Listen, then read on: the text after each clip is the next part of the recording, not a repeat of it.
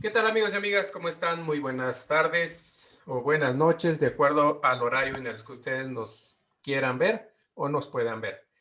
Este es el programa de, pues, ¿qué le diremos, Pepe? ¿Es el paredón o le Pues llamaremos yo pienso que es ahora Ágora o Guadalajara TV? origen Bien, y destino, como tú gustes. como Más que nada ahorita, porque el paredón todavía no lo ajá. tenemos muy bien identificado y ahora no Sí, vamos a mandar a nadie al paredón. perfecto.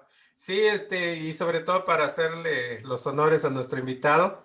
Por Es supuesto. una gran personalidad que está actualmente con nosotros y que nos acompaña, y como lo dijo nuestro buen amigo José Gómez Plasencia, el licenciado José Gómez Plasencia, nuestro co-conductor, nos estamos transmitiendo por la plataforma de Origen y Destino 2015, Ágora Guadalajara TV, que es un proyecto multidimensional de la información y se encuentra con nosotros en este momento como invitado y como ahora sí que pues pretendiendo que sea parte del staff nuestro buen amigo Rutilo Tomás Rea Becerra. ¿Cómo estás, Tomás? ¿Cómo te va? Muy buenas tardes. Buenas tardes, José. Saludos y también a tu auditorio. Aquí andamos. Perfecto, pues simplemente para darles una idea de la calidad del invitado y de la magnitud del invitado, permítanme decirles que es doctor en estudios regionales y maestría en economía por la Universidad de Guadalajara. Actualmente profesor investigador en el Departamento de Estudios Políticos y de Gobierno del Centro Universitario de Ciencias Sociales y Humanidades. También ha participado como docente en las licenciaturas de Sociología, Humanidades, Estudios Internacionales y en el Centro Universitario de la Ciénega y también en el Instituto Tecnológico de Estudios Superiores de Occidente, y TESO para los que conocemos, ¿no? Ha participado en las publicaciones de artículos en revistas nacionales e internacionales sobre temas de democracia, Estado y poder, así como estudios sobre empresarios, presidente de la Academia de Economía durante varios periodos en el Departamento de Estudios Políticos y secretario de la misma. Fue el primer ganador del reconocimiento Jorge Cereceda como mejor profesor emitido por los estudiantes o los alumnos, perdón, del Departamento de Estudios Políticos, ganador del tercero y segundo lugar del premio Acequias, convocado por la Universidad Iberoamericana de Torreón, reconocimiento al perfil PRODED, miembro del Cuerpo Académico Historia y Culturas Regionales y actualmente miembro de la Red de Gobernanza Metropolitana, por si algo le faltaba más a nuestro invitado por tener ahí dentro de sus blasones. Y precisamente va acorde a hacer el último corte de caja de lo que ha sido el impacto financiero sobre todos los países con respecto al coronavirus. ¿Qué resultados nos da hasta ahorita y cómo se han comportado sobre todo los organismos internacionales económicos con respecto a los países en general y en particular a México? ¿Cómo estás, Tomás? ¿Cómo te ha ido? Muy bien, pues aquí a las órdenes. Sí, Bueno, respecto a lo que sí, mencionas, adelante. o nos sí, Adelante, perdón. Tomás. Sí, bueno, yo diría que las aristas de lo que es la pandemia habría que verla por una parte la cuestión médica y por otra la cuestión de carácter económico, ¿no? Respecto a la cuestión médica, yo no soy médico, pero ha habido un debate en torno a las opiniones, pues, a favor o en contra de la vacuna y entre lo que sería la medicina alternativa, ¿no? Específicamente estoy hablando de este componente del dióxido de cloro, que en muchas ocasiones se genera un debate muy fuerte entre si se debe usar, no se debe usar. Y bueno, los partidarios de tipo de elemento, mencionan que pues las vacunas no son adecuadas, ¿no? Y en ocasiones los partidarios de las vacunas pues se manifiestan en contra del dióxido de cloro. Yo diría que, bueno, desde el punto de vista de mi apreciación, que como no soy médico, pues yo diría que habría que aprender de ambas, ¿no? Es decir, hay casos en que en algunas personas puede funcionarles el dióxido de cloro y en algunas otras, pues la vacuna, ¿no? Y sin embargo, bueno, parece un elemento así de fibias y fobias que se ha generado en torno a esto, ¿no? Hemos visto que algunas enfermedades sí se han curado con medicina naturista y que pudiera ser las posibilidades pues del dióxido de cloro, y en otras pues ha funcionado la vacuna, ¿no? Yo diría que también depende del tipo de enfermedad. En ese sentido, el debate debería de ser más bien en cómo se pudiera de una otra manera complementar una con otra, ¿no? Y bueno, desde el punto de vista económico, que es el de mi interés personal, pues sí hay una afectación muy fuerte, no solamente en México, que mucha gente piensa que es solamente en nuestro país, pero realmente el impacto de la pandemia pues ha sido de carácter global, ¿no?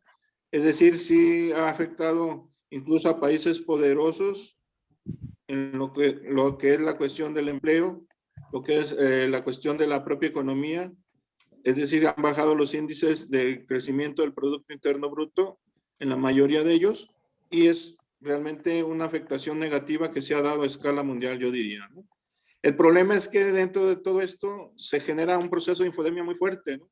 Es decir, mucha noticia, mucha mentira, mucho lo que le llaman fake news, que no nos aclara mucho las cosas, ¿no?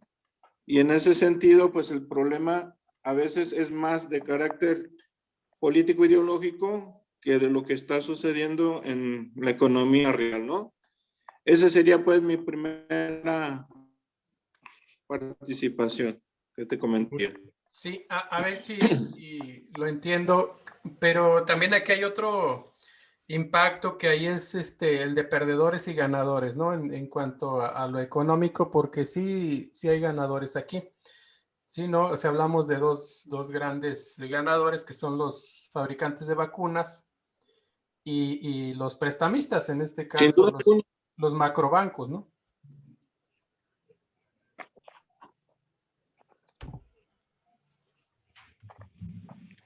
Comento. Adelante. Mira, yo, mi opinión con respecto a la economía global, por supuesto, como dice nuestro invitado, definitivamente hubo una caída en todos los rubros, en la producción, en la economía, en la cuestión de financiamientos a países, a préstamos, a intereses, también la tasa global de interés también tuvo alzas, y pues eso va en demérito a todas las economías mundiales. También muy razonable el que hay ganadores en esto, digo, no tanto como ganadores, pero sí están aprovechando las circunstancias, pero también no como se debiera. Y va el comentario, a ver si están ustedes de acuerdo.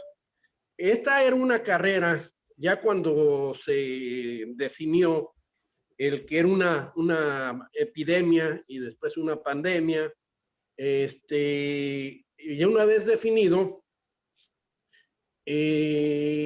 empezó la carrera de las vacunas, y la laboratorio que la tuviera primero, por supuesto, aparte de las cuestiones políticas y los apoyos financieros que se fueron definitivamente a dos marcas, que es la Pfizer y la AstraZeneca, por supuesto de capital inglés, americano e israelí.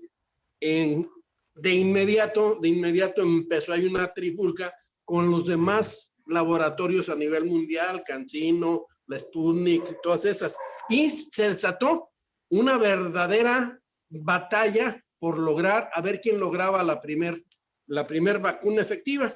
Y todos sabemos, porque esto es es un hecho definitivo, el primero que sacara o al primero que le dieran el banderazo, iba a aventajar económicamente a todas las demás, pero les falló la logística y creyeron que a la hora que iban a salir adelante iban a tener un almacenaje de muchos millones de vacunas. Sin embargo, no resultó así, no les funcionó y las demás marcas están todas ya en la línea de salida y aquí sí se va a armar de veras una pandemonia, ¿sí? En el momento que empiecen ahora sí a mandar globalmente vacunas de todas las marcas. Yo siempre he dicho, y mi opinión al respecto en esta circunstancia, era que antes de medio año, la demanda, la oferta y la demanda, que siempre se maneja por el punto de la oferta y demanda todo, iba a estar una oferta super arriba de la demanda. Y eso, a ver si le atino a mis pronósticos. Para junio o julio hay un excedente de vacunas en todo el mundo. Ojalá, para bien de todos. Porque aquí lo que pasó es que también países generaron y compraron, hicieron compras de super pánico, sin saber si iban a lograr los contratos, los convenios, la cantidad de producción que iban a tener. Y resulta que ningún país, ningún laboratorio ha tenido esa superventaja que se suponía les habían dado a AstraZeneca y a la vacuna, ¿cuál es la que está? La inglesa. ¿Moderna? No, Moderna también se quedó en la batalla. La Pfizer.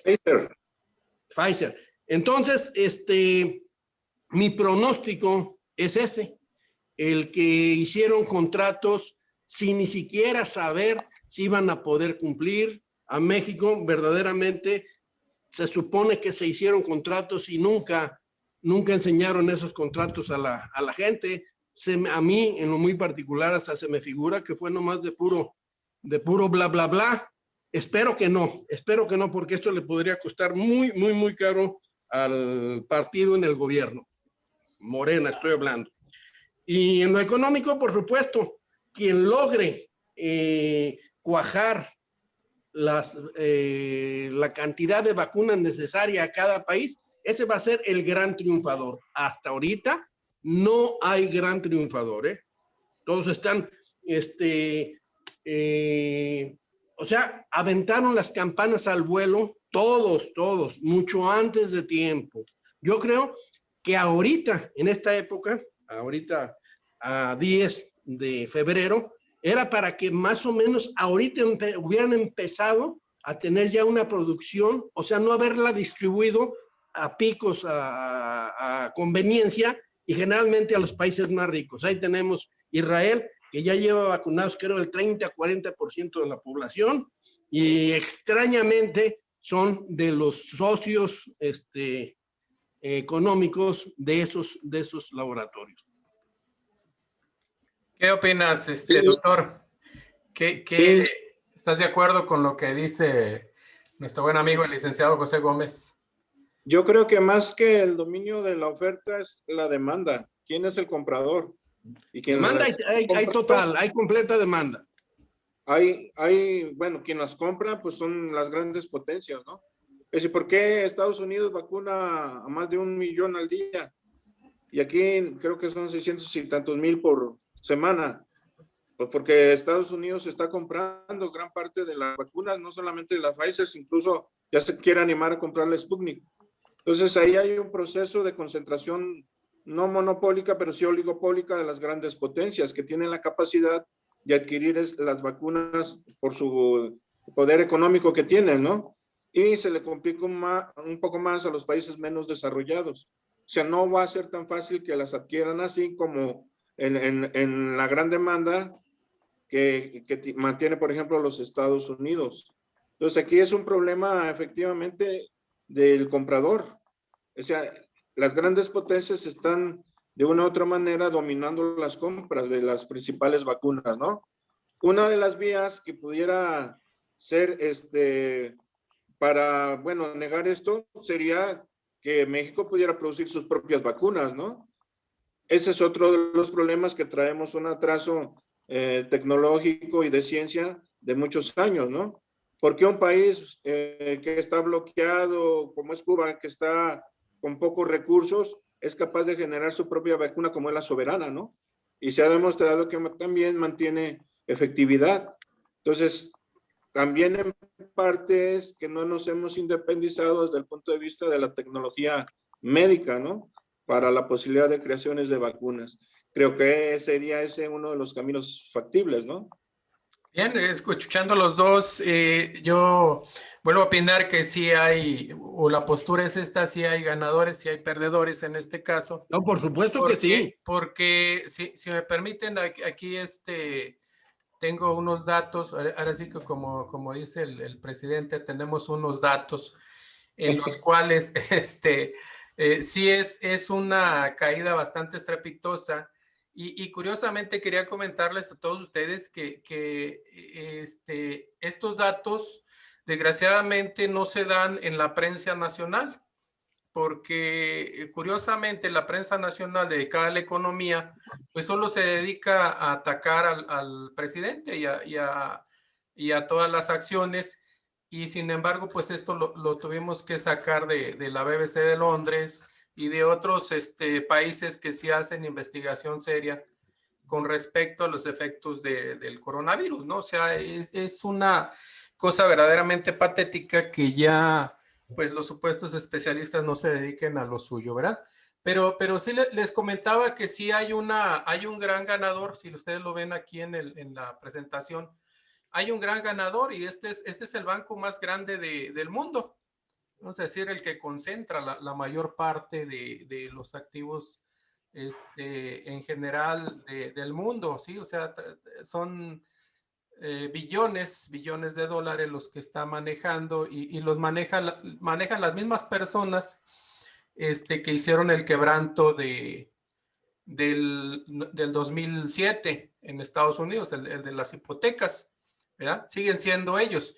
Esta persona, Fink, vean ustedes en Pfizer, esta es la lista de Pfizer, en la que ellos dan a conocer todo su conglomerado, cómo está compuesto, y vean ustedes nada más quiénes son los machuchones, los que le ponen la lana, y aquí está BlackRock, ¿sí? En Pfizer. O sea, sigue siendo el ganón de todas estas inversiones. Y si vemos AstraZeneca, que es el segundo que está produciendo, pues ahí está también, ¿quién creen ustedes? Pues BlackRock, ¿no? O sea, sigue estando el mismo actor económico, y que sigue siendo parte de la digamos, banda, la banda del poder, porque aparte de todo hay otro banco, otro gran banco que se llama Vanguard, y también tiene, no recuerdo si en AstraZeneca, creo que en AstraZeneca también tiene, pues tiene digamos, sus manos metidas, ¿sí? Tiene un capital bastante grande. Aquí, o en Pfizer, me parece, aquí está Vanguard, ¿sí?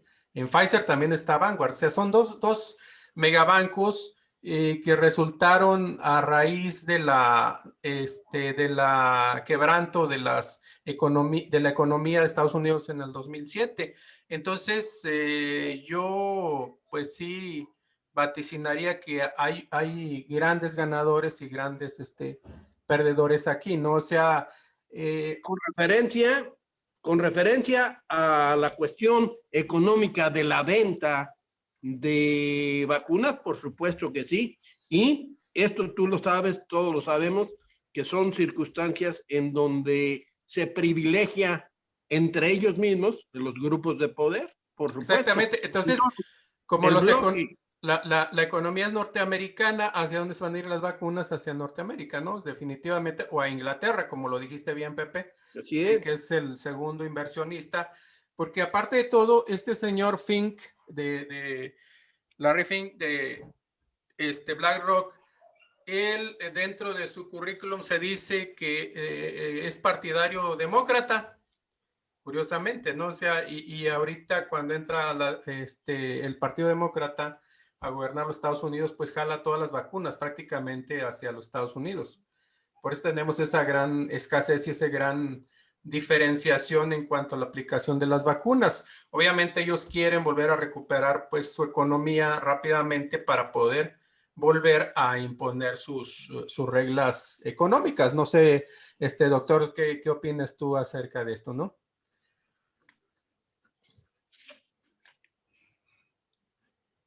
Sí, Tomás, perdón. Parece que ya se nos salió. Sí, Ya se parece nos ser que salió. salió. Hey. Pues si quieres, por mientras entra, hago algún comentario Sí, al adelante, respecto. adelante. En lo muy particular y lo que he estado observando y viendo en diferentes puntos y análisis, efectivamente, o sea, por supuesto que aquí, cuando hay una desgracia, digo, en este tipo de circunstancias, siempre van a ganar los que tienen el dinero. Pero insisto, aquí hay un gran pero. Estas personas, creo que su estrategia no está siendo la adecuada. Y no está siendo la adecuada porque los países se van a hartar, van a empezar a presionar o a aglutinarse con referencia a esto. Y el que se haya dado una preferencia no muy adecuada, no muy moral a ciertos países, puede generar un problema en el que a Estados Unidos, sus países que lo apoyan, incluyendo México, se les pueda ir empezando a zafar de su centro magnético, ¿sí? Entonces, yo creo que deberían de tener un poquito más de, ¿qué te puedo decir?, de colmillo, ¿sí? Y que no acaparen las vacunas de esos países tan, ¿cómo te puedo decir?, tan obviamente, tan descaradamente, ¿sí? Porque, insisto, a los que están quedando rezagados y que son países que siempre han apoyado a Estados Unidos, se les podrían ir zafando de esa realidad de apoyo, ¿sí? México, entre otros, Venezuela, mismo Brasil, Argentina, ya están viendo un verdadero muro a Estados Unidos y también a la comunidad europea. Entonces yo creo que, como luego dicen, están echando en brazos de China y la Unión Soviética a esos países. De hecho, Europa ya ha estado haciendo muchos convenios con Rusia, y es de cuestión, Estados Unidos lo sabe perfectamente y sabe el capital que se le puede fugar una vez que Rusia, ¿sí?, empiece a tutelar a esos países. Sí, máxime que ahorita la economía es global. No sé qué opinas, doctor, de esta situación de la globalización de la economía y del mal manejo, del buen manejo económico. ¿Cómo la ves, doctor? Sí, pero más que cuestiones de actos de buena fe, pues ¿Sí? son cuestiones de poder. Así es. Y Estados Unidos no está dispuesto a ceder poder. No, nunca ha cedido. Por eso. Hay toda una lucha precisamente por eso, a nivel global, ¿no? O sea, realmente ya tenemos tiempo viviendo una guerra que no necesariamente es de metralla, sino una guerra comercial. Sí. O sea, muchas veces se utilizan las fronteras, las barreras arancelarias y no arancelarias en los campos, pues, de competencia entre lo que es China, Rusia, Estados Unidos, etcétera, ¿no? Pero en la cuestión de lo que son las vacunas, pues estamos viendo que hay un control, pues, sobre las compras por ese poder que se ejerce. Efectivamente, tú mostraste algunas empresas o bancos, como el que mencionaste, pero pues obviamente el capital no es en abstracto, ¿no? De una u otra manera está concentrado en determinados países. El poder hegemónico sigue manteniéndose en determinados países y en ese sentido ejercen su poder. Entonces, muchas de las cuestiones que se manejan no necesariamente son económicas, porque acompañado de la economía, pues está todo el proceso mediático de desinformación, de fake news, de mentiras, etcétera, ¿no? Que en respecto a lo que se conoce pues como infodemia, que es toda la información que se maneja, ¿no? Eso también incide de una u otra manera, ¿no? Sí, Pero sí, el poder económico ahí está presente, sin duda alguna. sí, pero digo, aquí también digamos que domina todo, ¿no? Vamos a decir, el domina todo quiere decir que domina todo. O sea, esa infodemia que estás mencionando, doctor, efectivamente también es manejada por estos grandes corporativos, porque, por ejemplo, de las grandes empresas norteamericanas, como Comcast, CBS, ABC, NBC, Disney, Time Warner, todas ellas tienen capital de estas cuatro grandes bancos. O sea, no menciono los mexicanos porque pues son digamos que son los empleados de ellos, ¿no? O sea, finalmente son sucursales prácticamente los medios de comunicación mexicanos y que esto hace ese control si aparte añadimos que estos mayores inversores se dedican a invertir sobre todo en los fondos de pensiones, pues ahí estamos hablando ya de un caso grave, ¿no? Porque ya se meten en cuestiones más, o ya están metidos en cuestiones más sobre el trabajo de los países, ¿no? O sea, de lo que es el producto del trabajo de los países, ¿no? Las grandes empresas y, digamos, aseguradoras, pues viven pues de esta situación que sabemos que el trabajo, y tú como economista lo debes de saber, y lo tienes bien dominado, me queda muy claro, es el producto que hace la plusvalía, ¿no? Sobre el gran capital. O sea, el gran capital solo pues realmente no funciona así, ¿no, doctor? Ajá, efectivamente. Es un proceso donde está inmerso pues esta relación de capital-trabajo sin duda alguna. Y los verdaderos ganadores pues está haciendo el capital sobre el trabajo, ¿no? Esto tiene que ver también indudablemente con las reformas que se han implementado en la mayor parte de los países de América Latina, tiene que ver con la necesidad de recuperar por los países hegemónicos la ganancia que estaban perdiendo, porque internacionalmente se habla de un proceso de caída de la tasa de ganancia o de las ganancias pues que se generaban por las Es grandes correcto. potencias.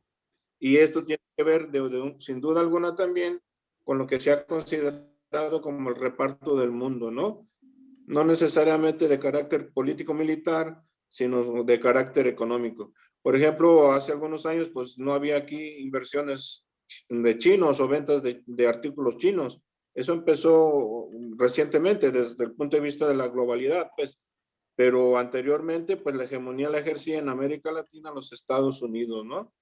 Y ya a partir de la caída del muro de Berlín, de romper con lo que era la Guerra Fría, pues empieza un mundo multipolar donde ya no solamente se ejerce la hegemonía por parte de los Estados Unidos, ¿no? Sino que ya vamos a encontrar presencia de economías como la China, fundamentalmente, la rusa, Alemania, Francia, incluso la India, ¿no? Con su gran población también ha entrado a lo que sería pues la orquesta de la globalidad, ¿no? En ese sentido. Entonces, sí, en algunos terrenos ha perdido hegemonía, pero hablando propiamente de lo que es la pandemia y las vacunas, pues se vuelve a mostrar, ¿no? Estados Unidos como esa parte hegemónica al tratar de comprar la mayoría de las vacunas, ¿no? En ese sentido, pues, no podemos dejar que en la creencia, pues, de que la economía y la política son cosas de buena voluntad, sino que se ejerce poder, se impone el poder de una u otra manera, ¿no? Sí, definitivamente. Pepe, ¿qué opinas tú? Mira, digo, lo estamos viendo, es la verdad de las cosas y no se puede ocultar. Estados Unidos está cayendo en su poderío tanto económico, militar, político, pero de una forma estrepitosa, ¿eh? Los polos de poder ya son extremadamente notorios, ¿sí? Recordemos, imagínate, todavía hace 10, 15 años era imposible pensar prácticamente que Rusia y China algún día se iban a aliar. ¿Me escuchas? Sí, adelante, sí, te escucho. Porque hubo aquí un cambio de cámara. Un cambio de cámara, sí, adelante. Jamás se hubieran imaginado una alianza, y su alianza específicamente fue alianza militar.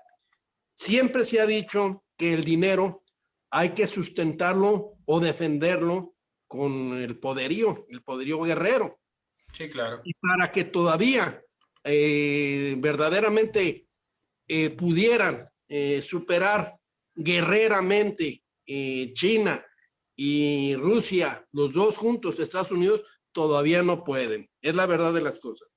Pero el momento está a punto de llegar, ¿sí? Y una vez ese bloque va a imponer sus condiciones como las impuso Estados Unidos en su momento y en su época, ¿sí? Recordemos, tan sencillo, las inversiones impresionantes que tiene China alrededor del mundo y en lo que se define como la nueva ruta de la seda. La seda, es correcto. ¿Sabían ustedes que tiene más de 5,000 inversiones multibillonarias China en todo el mundo? Sí, es correcto. Eso dices, ¿qué está pasando aquí? O sea, Estados Unidos se está durmiendo o le está importando ya poco y quiere nomás consolidar cierto bloque, ¿sí? En su economía, que es a lo mejor el Tratado de América del Norte y parte de la Unión Europea, porque también ya la Unión Europea ya no responde mucho al liderazgo, supuesto liderazgo de Estados Unidos. Estados Unidos para mí está en un grave atolladero.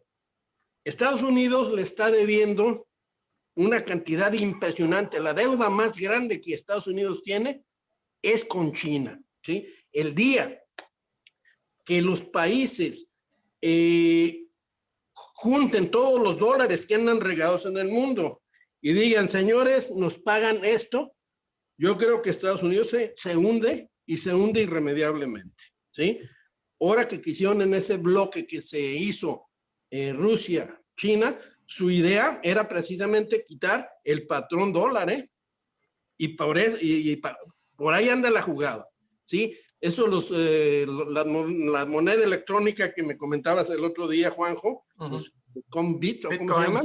Bitcoins.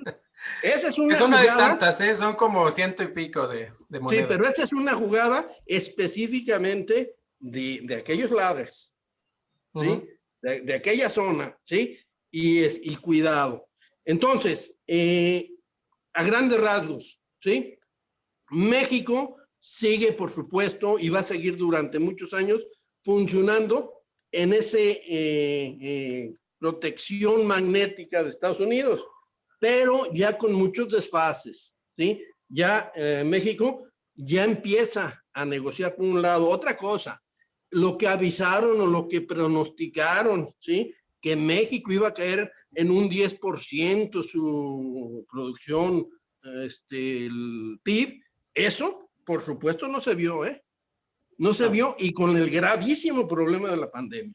México no pidió ni un solo 5 préstamo en este gravísimo problema, y eso indica una fortaleza que pudiera ser a corto plazo o a mediano plazo uno de los polos de desarrollo económico a nivel mundial, no como Asia, no como India, como bien lo dice nuestro invitado, ¿sí? Ya en economías súper emergentes, ¿sí? Y México está destinado, ¿sí? A formar parte de los países que van a emitir reglas. Esto no pasa más de 20, 25 años.